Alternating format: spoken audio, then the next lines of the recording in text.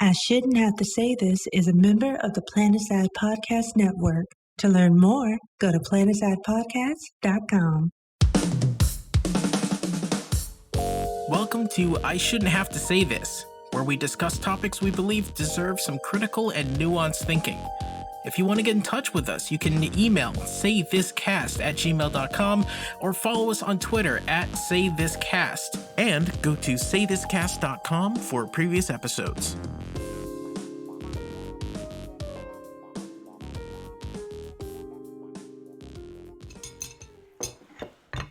Hey Dad, can you pass the mashed potatoes? Yeah, here you go.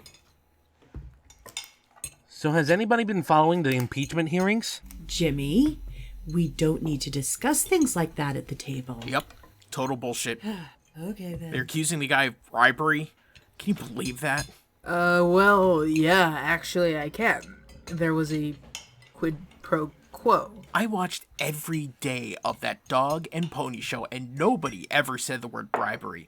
Quid pro quo happens all the time. Why does our guy have to suffer for a standard political practice? It's interesting that you say that. Do you know the definition of quid pro quo? Sweetie, I think you mean quid pro quo. And of course I do. It means to offer someone something in exchange for a favor. Yeah, so I said pass me the mashed potatoes. So if you said you would pass me the mashed potatoes if I handed you the green bean casserole, that's a quid pro quo, is it not? Yeah, and there's nothing wrong with that. Yeah, except for that would be bribery, definitionally speaking. You liberals, always trying to twist definitions. I asked you for something, and instead of just giving it to me, you asked for something in return. That's a form of bribery. You're at least confusing terms, or at most being disingenuous about what those terms mean to support a fake argument. So if I'm lying, then you'll have no problem telling me the definition, right? Of course, bribery is the giving or offering of a bribe. Definitionally speaking, of course. So the first half of a quid pro quo. So if I were to try and give foreign aid to a place, but instead of giving that foreign aid freely, I were to ask them, hey, will you dig up information on my political opponent? You know what? Every time you come home, you give me lip, and you keep going off on how the government is bad and how capitalism is ruining the country. Even though capitalism built this country, it is the best country on earth, and I will not have this in my house. If the president wants to do something, then he can just do it. If he wants to investigate corruption, then he can do that in any way that he wants. And I don't understand what your friggin' problem is. So, can we just eat? Whatever you say, Daddy. Shut up, Jimmy. I shouldn't have to say this, but it's a lot easier to win an argument with your parents if you keep completely calm and call them a dumb fuck. Happy Thanksgiving. Hello, podcast listeners, and welcome to this week's very special episode of I Shouldn't Have to Say This. On today's episode, we're going to be talking about how to survive the holidays with your weird liberal or conservative family. Happy Turkey Day.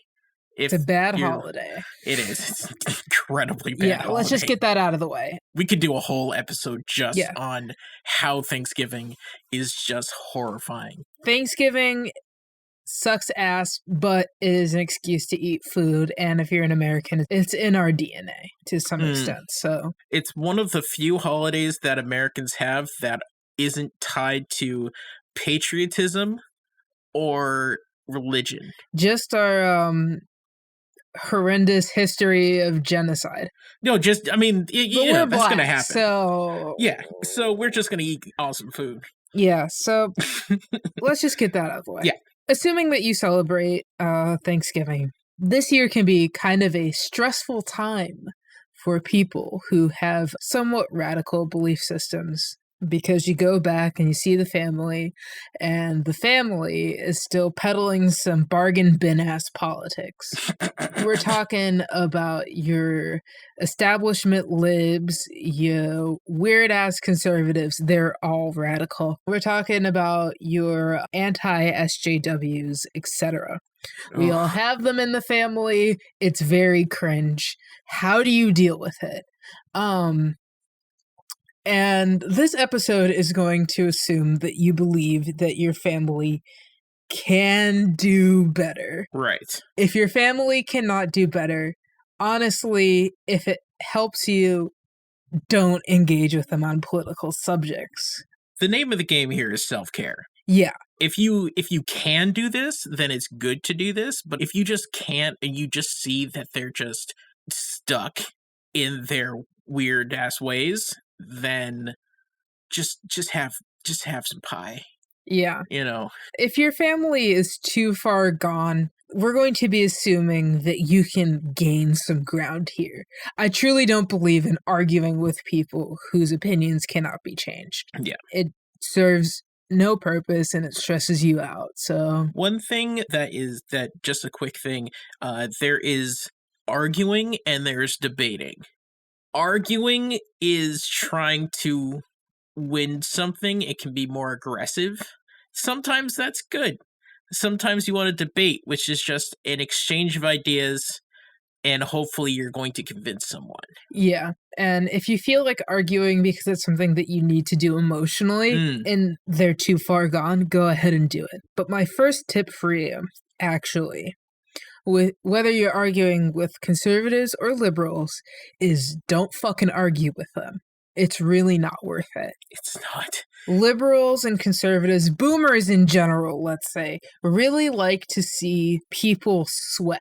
They think that the younger generations are soft. And so a lot of the times they'll poke and prod us to see what pushes our buttons, and they'll get a reaction out of us, and they get some sort of weird sexual satisfaction out of it. Don't play into that shit. Off to a good start. Yeah. Number one, always keep your cool. It's of vital importance to make your points. Just breathe through it. Yeah.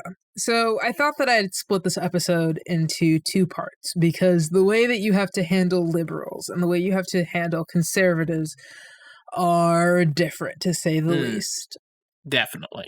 So we're going to start with liberals. Liberals are the people that I have the most experience with. I'm part of a family that's pretty chocked full of libs. My grandpa supports Bernie Sanders. He is a true hero of the people. Love him very much.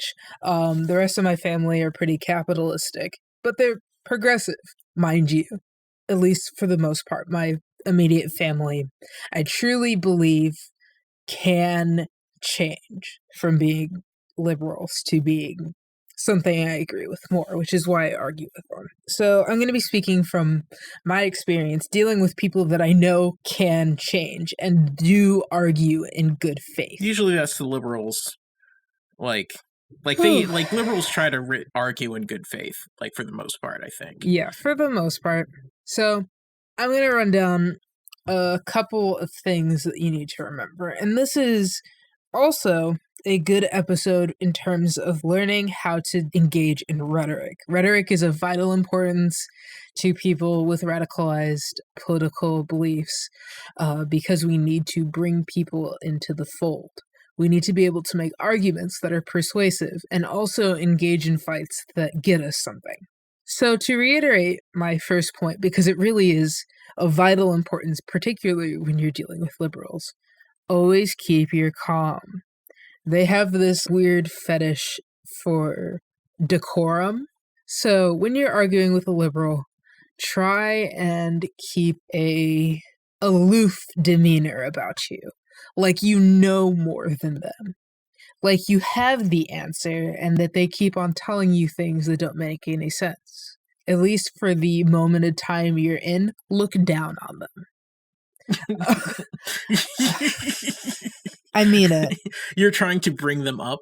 basically. I think that the most effective way of getting to liberals is to say, you're not engaging with the literature, you're not engaging with data. You are wrapped up in tradition to the point where you cannot accept new facts. And you need to be able to do this with a certain level of like poise. I'm not trying to tone police you or anything. It's just important. You're not going to convince people if you lose your head. So, for instance, say your aunt is telling you that it's nice that people think that Medicare for all could work. However, have they considered that billionaires really like their money? Yeah, rather than getting really riled up and saying, okay, boomer, or something like that. Just say, like, this many people are dying in this country every year for preventable reasons. Do you really think that the benefit that we gain from billionaires outweighs this amount of people dying because they can't access good medical care? If they say something about how weed is bad, just tell them, hey, do you know that Portugal used to have a really bad crime problem and issues with drugs until they decriminalized it?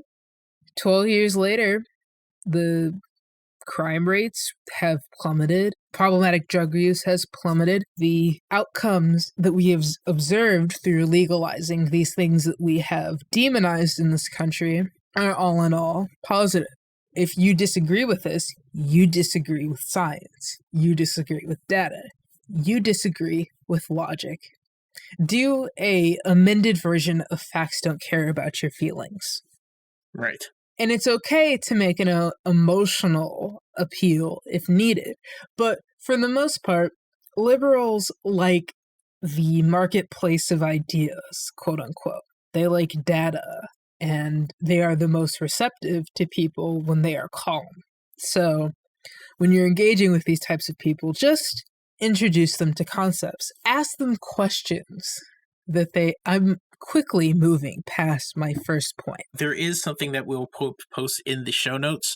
Do you know about Graham's hierarchy of disagreement? Nope. This is basically a debate pyramid, and it has different levels of ways that people argue that in higher levels it's a better argument. So at the lowest level, things you should not do: name calling, ad hominem, attacking the characteristics or the authority of the person without addressing the substance of the argument.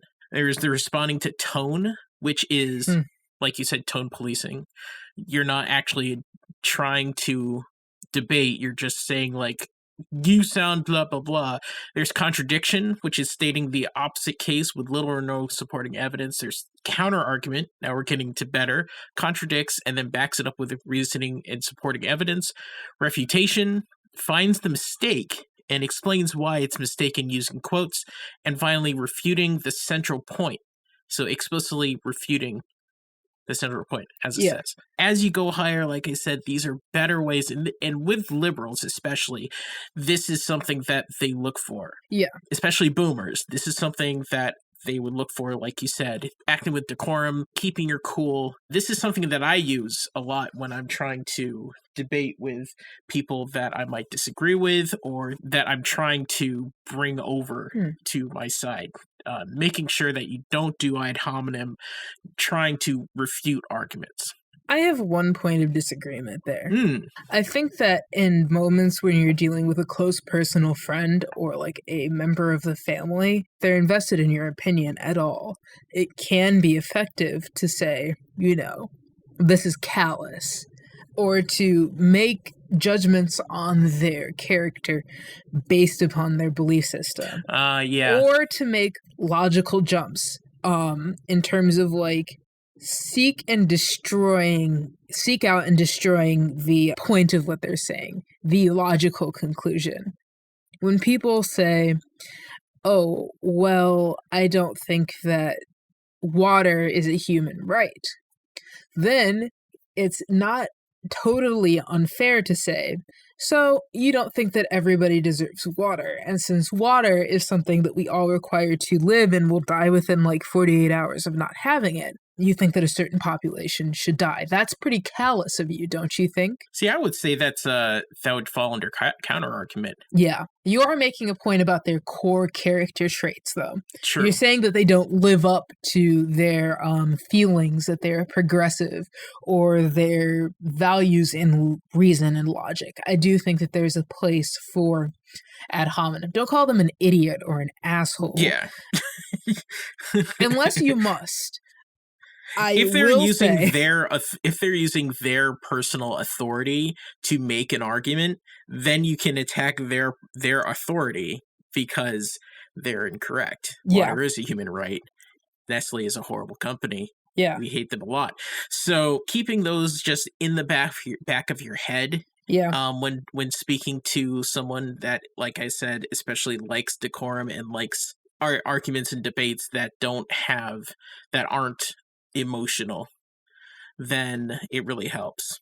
So, number 2, the basis of all of your arguments across the board, the most persuasive thing that you can do is ask a question that your opponent or like your family member doesn't have a good answer to. If you're arguing about universal basic income, ask them, do you believe that everybody deserves shelter? What do you think of the fact that these people are homeless? Or if you're talking about disability, say, hey, do you think that just because somebody has a disability that they should be denied a basic level of dignity as a human being? Do you think that it is more important to go after individuals who are drinking out of straws or using asthma medication when 100 companies are contributing the majority to global climate change? Ask them questions, open-ended, that they can't answer. And, this is important, don't offer the answer.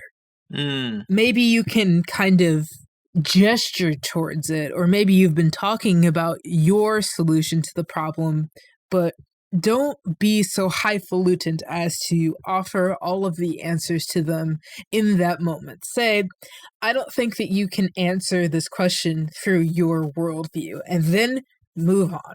Think of this as a hit and run tactic. You're here to provide some arguments, and then you gotta get the fuck out.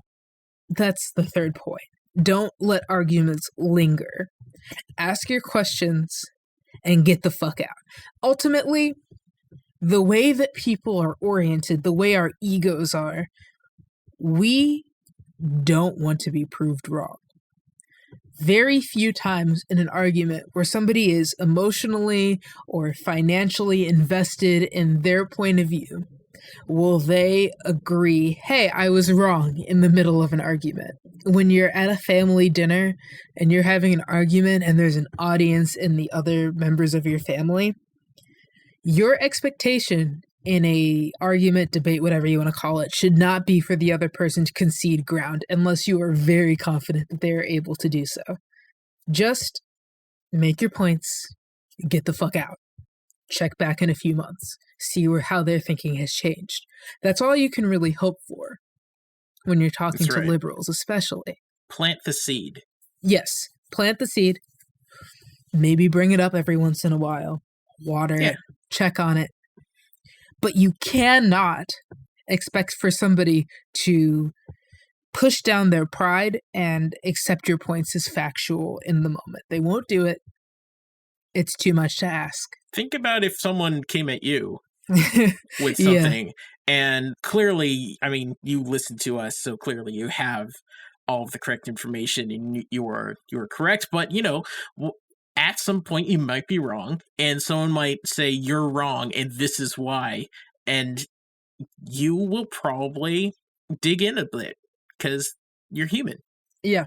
You know what? That happens. I'm right 99% of the time, but that 1% of the time that I'm wrong, if somebody proves me wrong, I am quite likely to dig in my heels and defend myself. Or to just run away from the conversation, to preserve my ego. And then I'll think about it. I'll do my little Google searches. I'll access my alma mater's academic resources that I'm not supposed to still have credentials for. And I'll come to a conclusion myself. And, you know, it's not often, but when I do finally figure out that I'm right, I probably won't even bring it up to the person who proved me wrong until it just naturally comes up. I'll just have a different opinion now. And just act like that's what you've always thought. Yeah. I mean clearly this is correct. I don't know what you're talking about. I mean, I'm a honest enough person to admit when I'm wrong, but in the moment, absolutely not. It's just not how people are wired to work. And also it takes a lot of faith in your source, which when you're being proved wrong in something that you truly and earnestly believe, it's difficult to accept new information, specifically if you haven't gotten to go through your own thought process through it. And like you said at the beginning, especially someone that is emotionally invested, financially invested, or someone that has lived their entire life with these principles, and now you're introducing something new, it's not going to happen overnight. Yeah. It's not going to happen within a month. But just planting that seed of an idea, and then, like Nicole said, coming back and watering it and checking on it. Oh, hey, did you read this thing? Oh, what did you think about that thing I said like 6 months ago? Did you think about it anymore? You know, stuff like that. It does work. Yeah. And it works like a small percentage of the time, but when you're dealing with your family, provided they care about you, you're working at an advantage.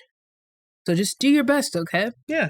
Liberals, they're emotional, but if they have their hearts in the right place, you can get through to them. This is where we stop talking about people who are arguing in good faith. Because this is point one.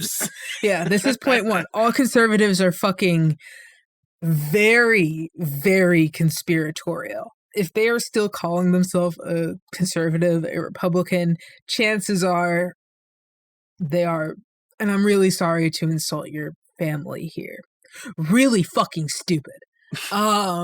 It's probabilistically, there are very few intelligent conservatives, unless they are lying about most of their strongly held beliefs. It's just a fact. So, when you argue with conservatives, the first thing you need to identify is that there is a point to arguing with them. So say you have like a conservative daddy or something, and your dad says dumb fuck things to you to try and rile you up because you're the SJW in the family. Before you get riled up, think to yourself, does anybody in this fucking family even have any hope? Like, do you have a sibling or your mom who seems like they're a little bit more like progressive, but like they just grew up in a different environment and they've just come to different conclusions? Do you think that you can make headway with your audience here? Because that's really what it boils down to in terms of whether you should argue with conservatives or not. Is there any hope? That's a serious question. With liberals, this is less of a question, but with conservatives, it's absolutely vital. They're so disconnected from reality. Honestly, if you think about it, and your family said, or like your father, your mother, whoever says, "Oh, I'm a conservative," and you think there's hope, then they're not a conservative. They're at least a centrist. Yeah. Just sorry, you are not a conservative if there's any hope of getting through to you at this point in this day and age. Second of all, conservatism, Republican belief systems, they're all emotional. So don't expect them to logic themselves out of a belief that they didn't logic themselves into. And that's why arguing is so devoid of purpose when it comes to right-leaning people. It doesn't matter. They don't follow rational thought. What kind of advice should I give you people? I do know. The points are in my head. I'm just asking this because, oh boy, I don't see much purpose in it unless you have people in the audience who you think have some hope. There is a performative aspect to it. Yeah. You know? Yeah. Like your little sister. Maybe it'll help her. Yeah, you got a younger sibling who lives in the home still and who hasn't been introduced to actual people with brain cells. It's a thing. So, the important thing is that conservatives don't really argue with left-leaning people in terms of, like, trying to pursue a greater understanding of the truth. They want to, and I'm really sorry to use this language, they want to trigger you. They're looking to get a rise out of you. They want a reaction. A lot of these people really get off on getting left-leaning people to become offended when they say something that is actually reprehensible. So when you argue with them, you do need a certain level of calm. Do you know that you will be able to remain calm if your grandpappy says that trans people are not valid, uses a couple of slurs, and then says that the trans girls deserved what they got because XYZ? If you cannot stay calm, do not argue with these people. Stuff pie in your face. Stuff pie in your face, run away, scream. Talk about the weather or something. Doesn't matter. Talk about the weather. Get out of that situation. Go to a different holiday event, if possible. But, like, honestly, these people want to rise out of you, so there's that. Second of all that shit about making good arguments and adhering to the good rules of debate go out the fucking window when you're talking about conservatives. Completely. Forget everything that I said before. Yeah. These people often engage in super emotional arguments. You can use facts to bolster your arguments. However, these people don't care about facts. They're all feelings. And so, insult their fucking intelligence. Just do it. Just say, like, oh, so, like, are you familiar with this study that says this, that, or the third? Oh, no? Yikes, you're a fucking moron. These are for educated conservative folks. If you have, like, people who legitimately are anti-intellectual... Go to Friendsgiving. Go to Friendsgiving.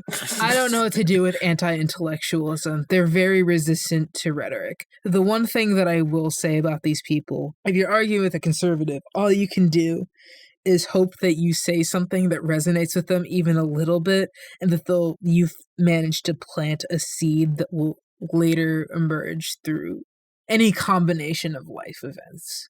Because it's not going to happen in the moment. No. They're not going to have the come to Jesus shit. It's just not going to happen. It's very difficult to convince people who don't want to be convinced. Did you know that 60-something% of Trump supporters say there's literally nothing that he could do to make them not support him anymore? At least 65%, I believe. Yeah, it's like 65%. But that means, like, imagine... Yeah, he could literally eat your gram and they would still, like, support him. Yeah, he had his reasons. Yeah. I don't know, man. Maybe he needed a blood sacrifice. He is the second coming of Jesus. I mean, really, if your family is, like, our major Trump supporters, just... run screaming into the night. That's a sign that it's not happening. Because that's not even conservatism. That is blind faith. And you're not going to break through that in any sort of way. Yeah, if you feel like you need to, just stay calm and understand that you will not convince them in the moment, just like with the liberals, but also they'll probably piss you off, and you cannot take the bait under any circumstance. The point about, like, maintaining a sort of, like, cool, calm, collected, but, like, very arrogant persona, it's of vital importance when you're talking to conservatives. They'll resonate with the arrogance. Yeah, Definitely. Make them feel stupid. Make them see you as an authority figure, as though you really know what you're talking about.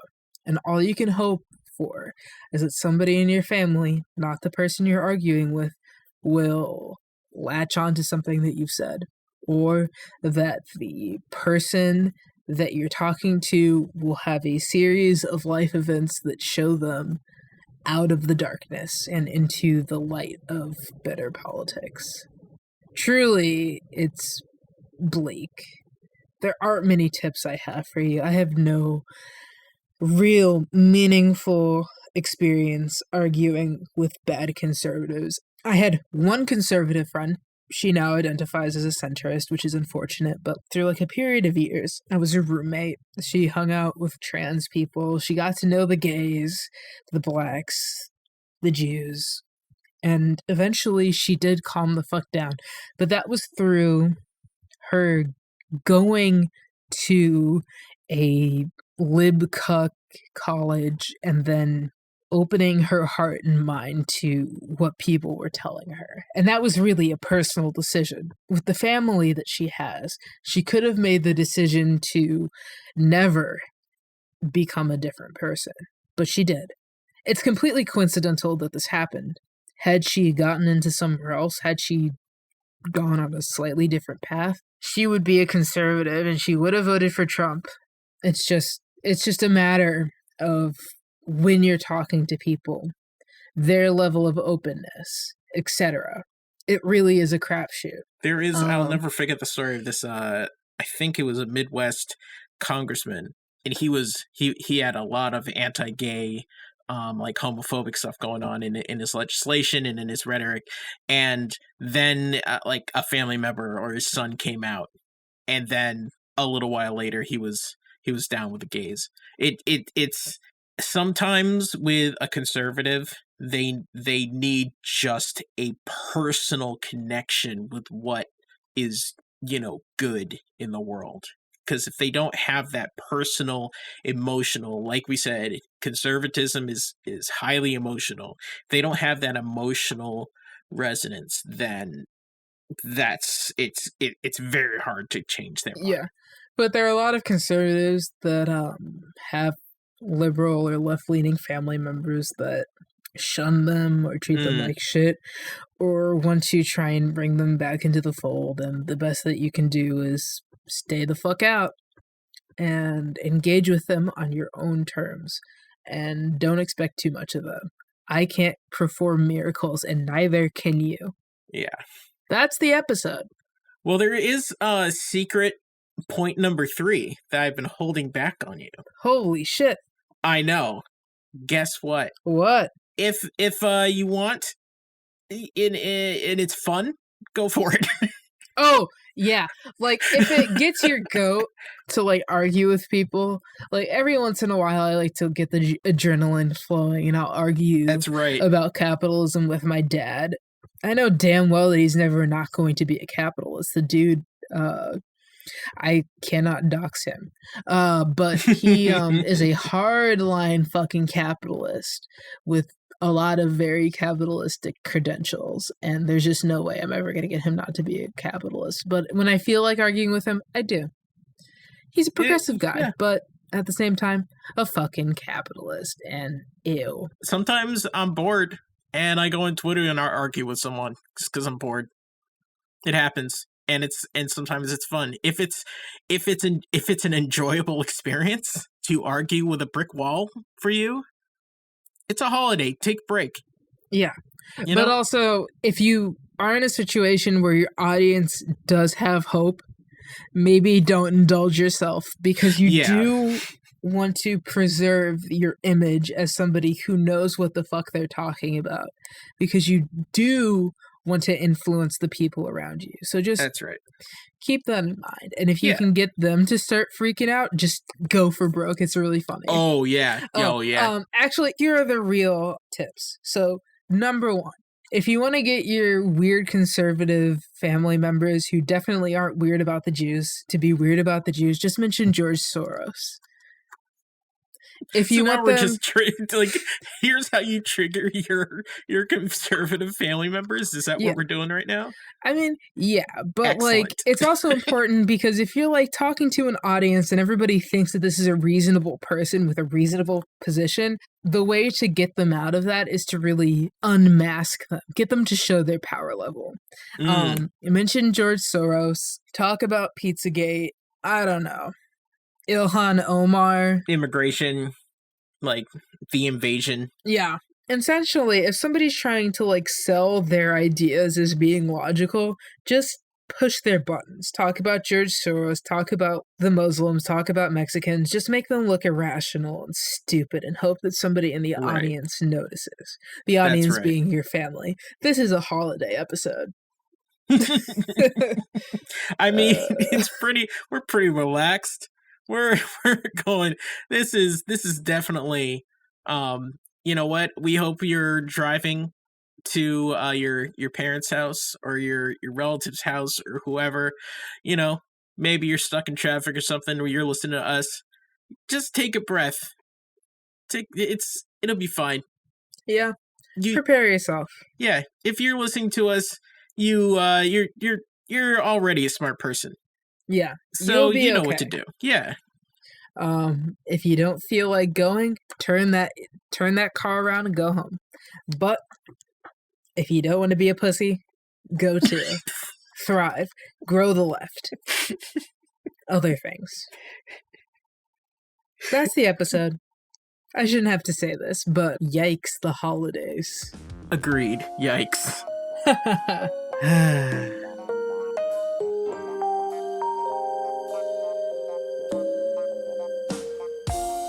All right, so we're going to do something a little different. Usually in the second half of the show, we talk about things that are making us happy because the world is a dark and horrifying place sometimes. But since it's the holiday, I think we're going to talk about what we're thankful for. It's one of the few good things about Thanksgiving, the very, very few good things about Thanksgiving. So, Nicole, what are you thankful for this year? This year, I'm thankful for my mental health. I've been doing quite well this year, sort of, mentally. Things have been looking pretty okay. I'm going to grad school soon. Got a bomb-ass, I have a really great girlfriend. I was gonna say something vulgar. Wait, you? Vulgar? My mom listens to these. The hell you say? What? Wait, what? My mom listens to these. I'm thankful for my mom and my dog and Pokemon Sword and Shield and all of the cute little bunnies and rabbits of the world. I'm very tired. I'm thankful for glasses. Prescription glasses, motherfuckers. Oh, God. What are you thankful for? I am thankful for prescription glasses. I am thankful this year. I'm thankful for growth. I've been really trying as a person to grow this past year. I've been trying to really involve myself in self-improvement and trying to look on the bright side of things. And I think that's been working out pretty okay.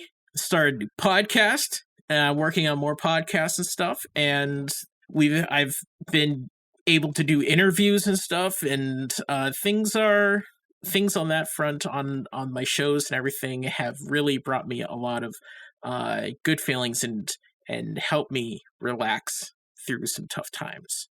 Yeah. So, yeah. Cool shit, everybody. Exactly. And we hope you have a good holiday. Stay warm. Stay that's blessed. Right. Don't go shopping on Thanksgiving. Do not make people work on Thanksgiving. If a store is open and they're having sales on the Thursday, at the very least, wait for Black Friday. Don't make their Thanksgiving horrible. Be respectful and kind on Black Friday and while you're shopping through the weekend. I'm just gonna go down like some short stuff for Thanksgiving. And tell the people that you love them. It goes a long way. Yep, Rennie. Okay, so happy Thanksgiving, and thank you for listening to I Shouldn't Have to Say This. If you want to learn more about today's topic, we will have a couple links in the show notes, so check that out. If you have any thoughts or opinions or suggestions, you can email us at saythiscast@gmail.com. You can follow us on Twitter at saythiscast, and you can go to saythiscast.pinecast.co to listen to previous episodes. Nicole, where can we find you online? You can find me on Twitter at Jack of Three Trades. That's the number 3. or at blackgirlgaming.com. You can find me at Press Start Lock on Twitter, and you can follow me on Twitch, Press Start Morlock, and you can go to starttocontinue.com to listen to my video game and nerd music podcast. If you want to support this show, we have a Patreon. Pay me. Patreon.com/saythiscast. We have a bunch of cool stuff on there. Once we get some patrons at certain levels, then we can start producing extra podcasts. So Nicole talking about her thoughts and feelings about different places in the United States. Fucking yeah. We might have question and answer shows, things like that. And if you are a patron at a certain level, then we can thank you at the end of the show for every show, because clearly you want that recognition. All of our music is by Mustin. If you want to go to store.mustenenterprises, that is Mustin, then you can hear the music from the theme song.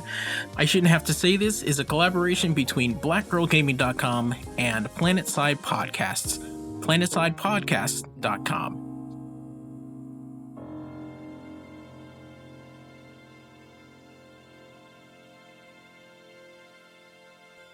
You know how I'm gonna make our turkey this year? How are you gonna make the turkey this year? Did you see that hot Cheeto crusted turkey? Oh no. Yeah, so what you do is you take a turkey and then you put like a thimbleful of salt on it. Oh no. And then you brine it for a day, and then you take it and you cover it in Cheeto dust, and then you shove a block of cheese up its hole, and then you eat it. No. That's what I'm gonna have for Thanksgiving. Yes, indeed. Happy holidays! Happy holidays, everyone.